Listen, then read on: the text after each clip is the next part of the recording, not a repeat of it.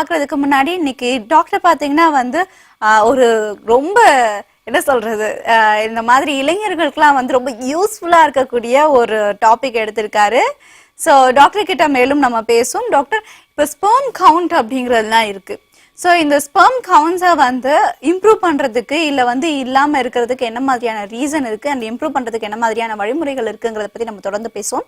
அதுக்கு முன்னாடி ஒருத்தர் ரெடியா இருக்காங்க. ஹலோ, பேசலாம். வணக்கம். சொல்லுங்க குமார், உங்க டிவி வால்யூம் மியூட்ல வைங்க குமார். ஓகே சொல்லுங்க. அந்த ரங்கத்துல வர எல்லாருமே குமார் தான் போல.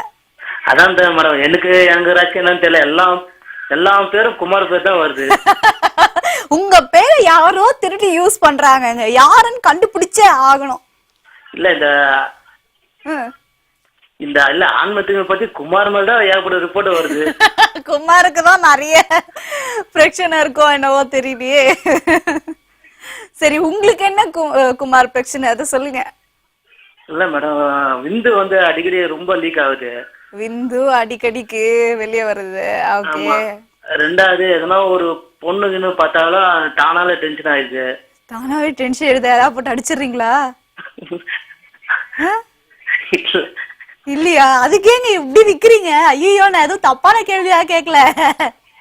நீங்க டென்ஷன் ஆயிடுதுன்றீங்களே. சரி, டென்ஷன் ஆனா போதும் எல்லாரும் கோவப்பட்டு பேசுவாங்க, இல்ல அடிச்சிருவாங்க, அதான் நானும் கேட்டேன்.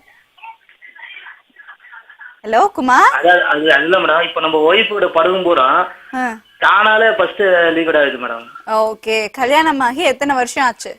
கல்யாணம் ஆகி 7 வருஷம் ஆகுது மேடம். ஓகே. வயசு என்ன? வயசு 37 மேடம். ஓகே. உங்களுக்கு பிபி சுகர் போன்ற விஷயங்கள் ஏதாவது இருக்கா? எதுவும் இல்ல மேடம். ஆனா வந்து என்னோட சின்ன வயசுல இருந்து கை பழக்கம் இருக்குது. இப்பவும் இருக்கா? இப்போ இருக்கு. ஓகே. இதுக்கு சொல்லுங்க, இப்பவும் இருக்குன்னு சொல்லிருக்கீங்க. வாரத்துக்கு இல்ல வந்து ஒரு நாளைக்கு எத்தனை முறை வந்து நீங்க ஈடுபடுவீங்க, அதாவது கைப்பழக்கத்துல? அது ஒரு மாசம் ஒரு வாட்டி இருக்கலாம் மேடம். ஓகே. ஒரு மாசத்துக்கு ஒரு வாட்டி ஈடுபடுவீங்க. உங்களுக்கு வந்து மனைவி கிட்ட கிடைக்கிற இன்பத்தை விட உங்களுக்கு கைப்பழக்கத்துல கிடைக்கக்கூடிய இன்பம் அதிகமா இருக்கா? இல்ல மேடம், மனைவி கூட தான் இருக்குது மேடம். ஓகே. ஓகேங்க. சரி, அப்போ வந்து டாக்டர் கிட்ட இதை பத்தி கேட்போம். அண்ட் கொஞ்சம் வந்து உங்க மனசை கட்டுப்படுத்திக்கோங்க. எனக்கு தெரிஞ்சு இல்லைன்னா வந்து இப்போ நீங்க டென்ஷன் ஆறீங்களோ இல்லையோ, உங்க பேண்ட் நினைறத பார்த்து மத்தவங்க டென்ஷன் ஆயிடுவாங்க.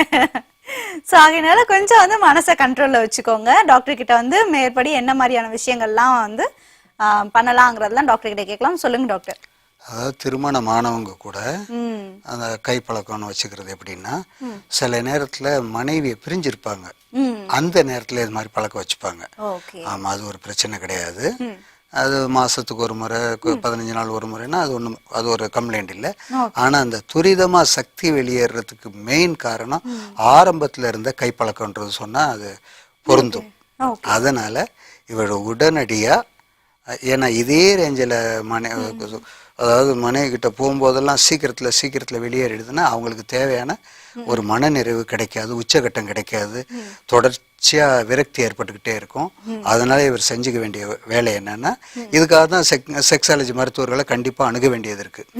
ஏன்னா இது வந்து டிப்ஸ் மட்டும் இதுக்கு பத்தாது. டிப்ஸ் எல்லாம் அவர் பண்ணி பார்த்துருப்பாரு, 7 வருஷத்துல என்னென்னமோ பண்ணி பார்த்துருப்பாரு, அவருக்கு செட் ஆகலை.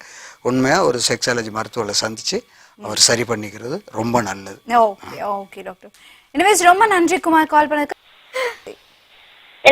கேட்கலாம். சொல்லுங்க வசந்தமாரி. சொல்லுங்க. வணக்கம். உங்களுடைய பேர் வசந்தமாரி? மேம், என் பேர் வசந்தமதி. மதி. ஓகே. மதி வசந்தமதி மேம். வசந்தமதி சொல்லுங்க, எப்படி இருக்கீங்க? மதி மதி வசந்தமதி. ஓகே. வசந்தமதி மேம். எப்படி இருக்கீங்க? வசந்தமாரி. மேம், என் பேர் வசந்தமதி. சொல்லுங்க. வணக்கம். உங்களுடைய பேர்